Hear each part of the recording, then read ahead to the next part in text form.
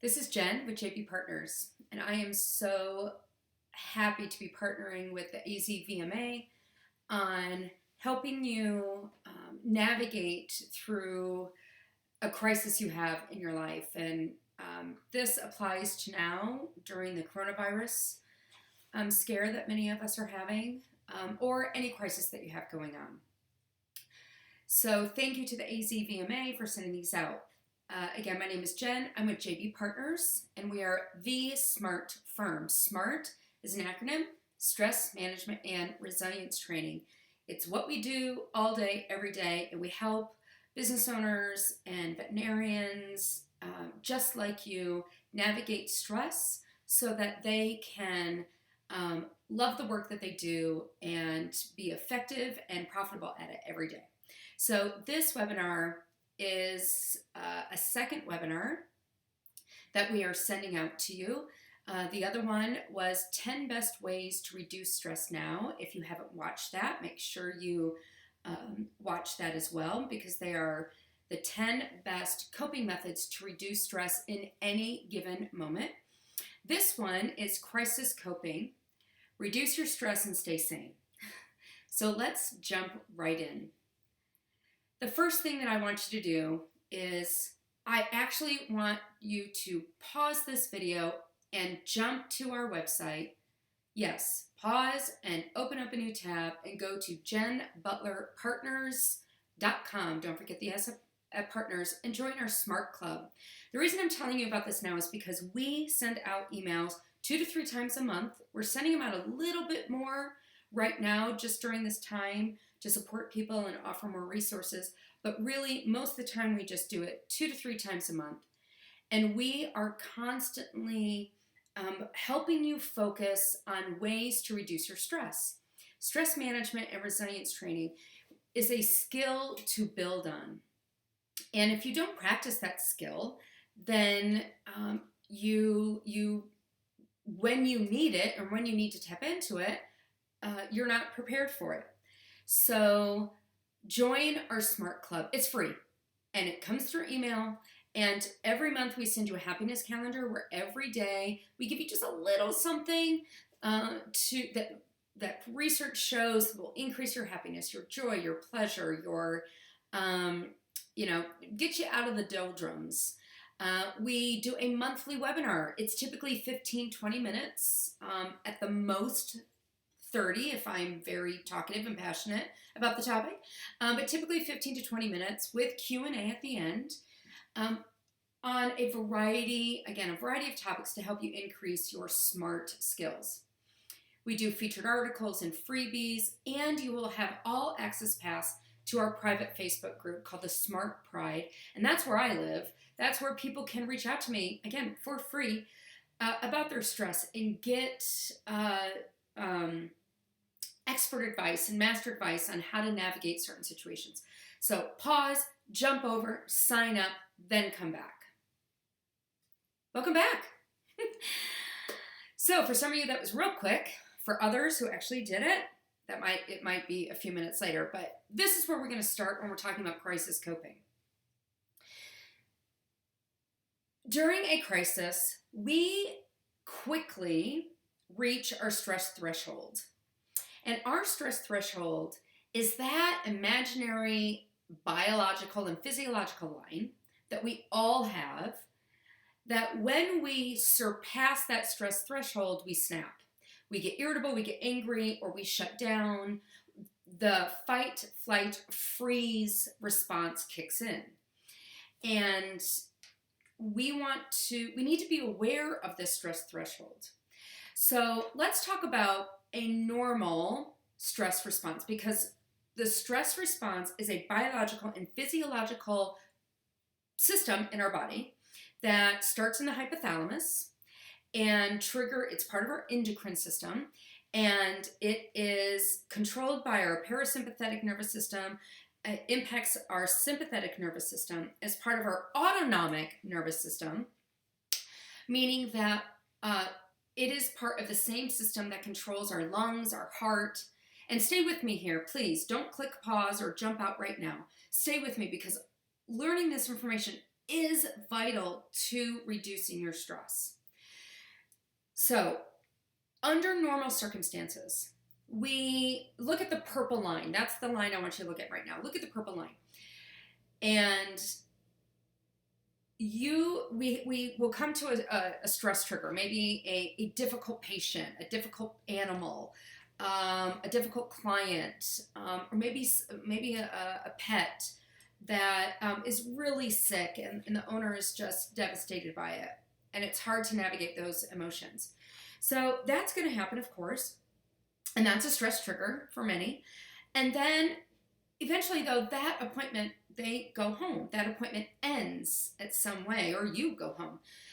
Or you get to go and just deep breathe in the back, and you have a recovery period. And then the next stressor happens. Maybe a staff member leaves sick, and so you're ultimately down a person. You navigate that stressor, and then you have a recovery period. And then the next stressor happens, and then your next recovery period. That is a normal, healthy stress response, okay? But what happens in crisis, or in times where those stressors are just bombarding us one after the other really, really fast, is that it's not the stressor that changes. Notice that stress line is the same. It's our recovery period. So we have a stressor, the recovery period is shortened, and then the next stressor happens. And so we eventually build and build and build until we get to that imaginary line where we snap. This, my friends, at that stress threshold, that's where chronic stress happens, that's where burnout happens, that's where suicide, depression, that's where all of that takes place. And that's what we are here at JB Partners. We want to help you be a catalyst for change, to help you avoid that stress threshold. Another thing that it's important to understand is before people feel stress, most people feel stress like pressure, or pressure on their chest, or butterflies in their stomach, or something like that. Before we even get to those types of symptoms, our body is already under physiological stress, because our stress response impacts all of these bodily functions and then some. This is about half of what the stress response does to us. We get headaches, feelings of despair, lack of energy, sadness. We can have nausea or stomach pain, heartburn. We can gain weight because our body actually instinctively wants us to eat fatty foods because it's storing up energy. So yes, when you are under stress, those people that have weight gain during stress, there's a biological reason for that. Those that lose stress because they don't eat, it's because the acids in our stomach cause more stomach aches and intestinal cramping and that kind of stuff. So the body wants to avoid those symptoms. We also can get muscle aches and lower ability to fight off recovery from illness, because our immune system is repaired while we sleep. And if you watched my other video, we talked about nutrition and centering, and how that and hydration, and how that plays a key role in repairing your immune system. So during the day, we build up the nutrients that we need physiologically and biologically at night, or during the day, so that at night our immune system can be repaired. Well, under stress, that doesn't happen.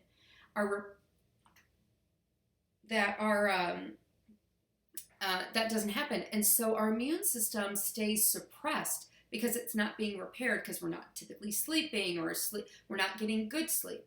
So stress has a significant impact, not just on our emotional and mental states, but mostly on our biological and physiological states.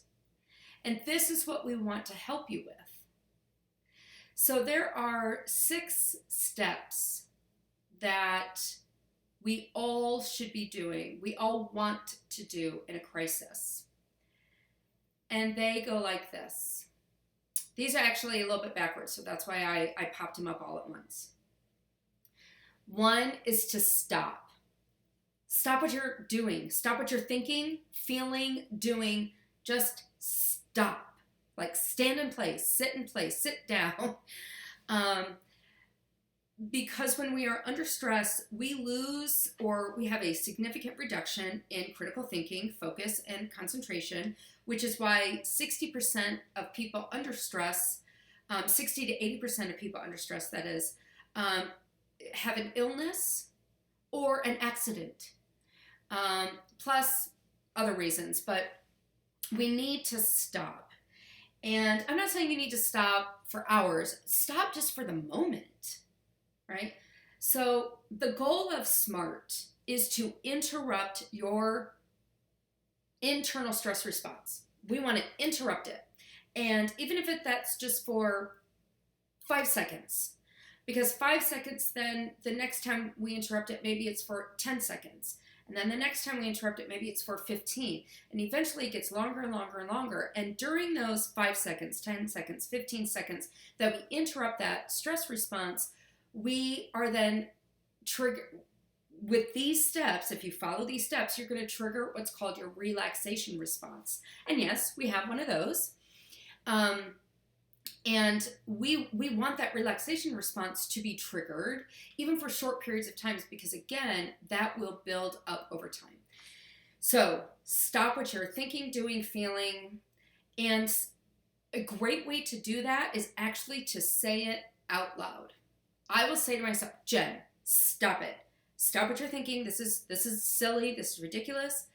Things might not be as bad as I'm feeling right now. Things might not be as busy as I'm behaving right now, because I'm running around with the chicken with my head cut off. They might not be that busy if I just stop for a moment and able to think, how can I multitask, or how can I work more efficiently or effectively? So stop. And the reason that I talk out loud and I encourage you to say it out loud is because there's research that proves it's called third-party communication or third-party conversations with yourself during times of strife and stress and crisis. And so when we actually speak out loud, it is the brain interprets that as actually someone talking to us instead of just thinking internally in our minds. So when we talk out loud, the brain, we are triggering more senses, so the brain interprets it as more actively listening. So there's a lot more biology behind it, but that's basically that in a nutshell. So tell yourself to stop out loud, tell yourself it's ridiculous, or tell yourself you're being silly, or tell yourself to slow, whatever it is, to stop in that moment. And then the next thing I want you to do is I want you to breathe. We, for the most part, all breathe incorrectly anyway, but during times of strife, stress, and crisis, we definitely breathe more quickly and more shallow. That's because our stress response beats our heart faster with the adrenaline and the epinephrine, the norepinephrine, and the 120 hormones, the cortisol and such, that are the dopamines that are flowing through our bloodstreams. And so it causes our heart to beat faster, which inherently causes us to breathe faster and more shallow. This then cuts off oxygen to our brain, so we lose focus, concentration, we don't critically think in a crisis, which, by the way, in a crisis, our body is not concerned about critically thinking. It's concerned about fleeing, freezing, or fighting. So we really have to be intentional to overcome that instinctive response that we have within ourselves. So the 5-10-10 rule is what we call this. And excuse me as I take a drink of water. I'm staying hydrated myself. So the 5-10-10 rule, and there's reasons behind this. We want you to breathe in for a count of 5 with your hand on your belly and making sure that you let that gut out, people. So often we are, to look skinnier or to look more svelte or just to have good posture to hold our core in, we are cutting off the lower half of our diaphragm, which restricts our ability to breathe in and out. Now, pulmonologists, psychologists, researchers, it's a fact that the reason that we don't take in more oxygen is not because of our inhale. It is because of our lack of exhale. So I want you to breathe in for a count of 5. I don't care if it's through your nose or through your mouth. And breathe out for a count of 10. Really push it out. And this is where you will probably need to compress your diaphragm. Suck your belly down, your belly button to your spine. Breathe out all of the carbon dioxide. Because we don't exhale properly, we are maintaining too much carbon dioxide into our lungs, which reduces our lung capacity to inhale oxygen. So that's what we are trying to overcome. So even right now while you're watching this, pause the video if you need. And in for 5, out for 10. Really push it out and do that 10 times. We want to have diaphragmatic breathing for 60 to 90 seconds. Okay? Ideally, that's what we're looking for in a crisis. Now, sometimes we don't have that luxury. Our crisis is immediate. So just at least do it once. Do it twice if you can. That's better than nothing, okay? So we're going to stop, and then we're going to breathe by doing the 5-10-10 rule. The next step is to affirm. We are going to affirm or say positive affirmations that we are okay. Now, my go-to affirmation when I am in a moment of anger or frustration, or which I consider those crises, right? Those intense negative emotions is a crisis, because if I don't navigate this moment pretty quickly and effectively, my next moment is, I'm going to carry this into my next moment, and then the next moment, and then I'm damaging relationships, or I'm hurting my business, or I'm not making effective decisions. So, or if your crisis is like the world around us right now, with lack of toilet paper, holy cow, still no toilet paper at my grocery store, that it's even more important to remind us that we are okay. So my go-to affirmation is, I breathe in, and internally I say to myself, this is but a moment, and this too shall pass. This moment is going to pass. I am in control of how I manage this moment. So that's what I tell myself. Now, you might want to tell yourself a proverb, a prayer, or just use an om. But you want to interrupt your thought patterns. Our brain has a tendency to, even unconsciously, without us having total awareness of our thoughts, have a tendency to go to the, oh my gosh, well, what if? And, even while we're breathing, oh, things are really bad. This is awful. So we need to also not only interrupt our instinctive response, our stress response, we need to interrupt our thought patterns. You can even visualize. So visualize something beautiful, visualize something funny, visualize something positive, right? So if you don't have an affirmation, think of your kids, think of your loved ones, think of your family, think of your pets, your animals, think of a beautiful sunset. Just while you're doing that 5-10-10, affirm things are okay. The world is beautiful. Your life is rich and positive. After you do those 3 things, step 4 is to ask. Ask yourself in this very specific question, what do I need right now that will make the biggest impact to get me through this moment to the next moment? And then answer that question. So ask yourself the question, what do I need right now? Like, as you're standing there doing this or sitting there doing this, what do I need right now to get me through this moment so I can get to the next moment? Sometimes that's just to sit here. Sometimes it's to close your eyes. Sometimes it's to go get a hug, to get a handshake, to get away from the person you're with. And sometimes it's to shut down the news. Sometimes it's go take a nap. Pull off the road because you're raging. Think of what do you need in that moment and then go get it. Sometimes it's, I need a different perspective of things. So maybe you need to go talk to someone who's a little bit more positive. So ask yourself that question, what do I need right now in this moment that will make the biggest impact to get me to the next moment? All right. Step 5, and this is the really the most important, and that is to narrow your world view. And the reason that I say this is because there is no universal definition of stress, by the way. You would think there would be an agreed upon by medical professionals and psychological professionals and psychiatrists in the mental health world, because stress, by the World Health Organization, stress has been a pandemic for about the last decade. And wow, if we were to deal with stress the way that we are dealing with the coronavirus worldwide, how different the world would be.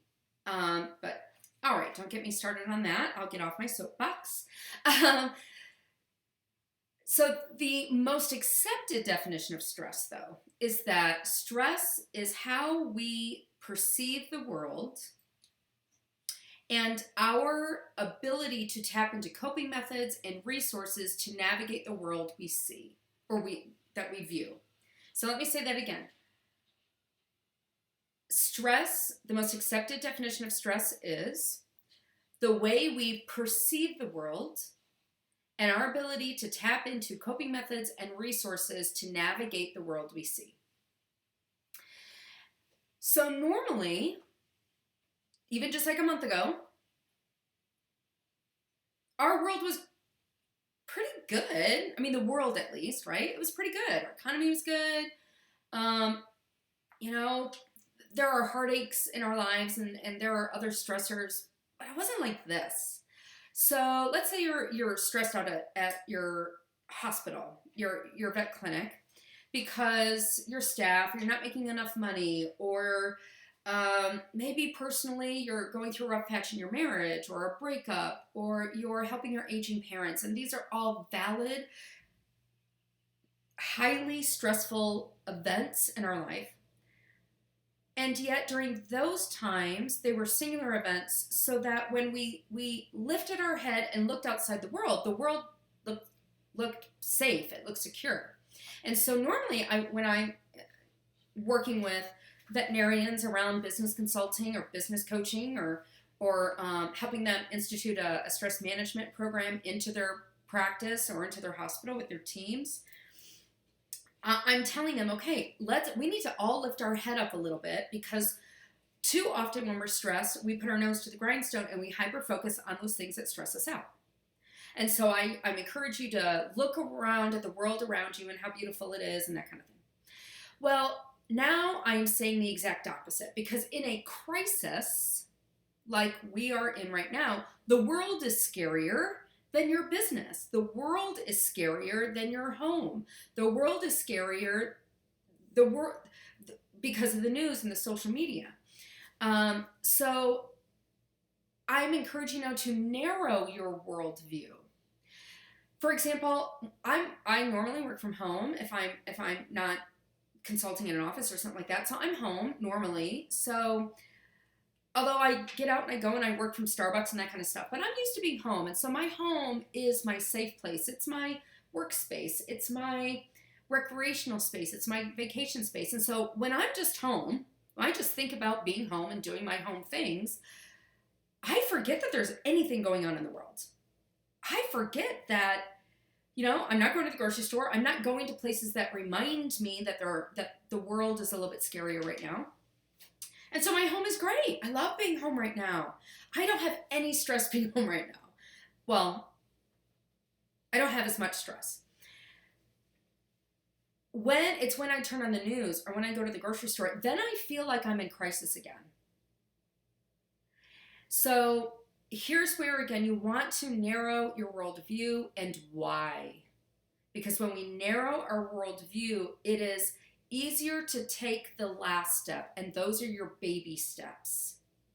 So really, if you're home with your kids, or if you have to lay off staff, if you have to do those emotionally hard things, go to the grocery store and it's mind-boggling that there's no bread or no eggs. There's a scarcity mentality out there that triggers our instinctive response to, then we need to start hoarding, and we need to start acting like other people are behaving as well. And it's not a mob mentality, it is a true scarcity mentality, which then it prevents us, or it holds us back from taking baby steps. We then start to feel paralyzed. It's that freeze response. And so when I say baby steps, I mean the smallest, tiniest, littlest baby steps that you can think of. So, for example, some things I'm saying to clients when they're going, I don't know if I'm financially going to be able to afford this. This might bankrupt me. My schedule is down. Some offices are saying that their schedules are bustling because people are home and they're able to get their pets in. So I've actually talked to some docs who are like, I'm making more money. I don't even know what to do with this. And I don't want to have to pay more taxes, that kind of thing. Or this is nice, I'm making this money now, but what happens when the world goes back to normal? So they're actually fearing the future. So there's just a lot going on.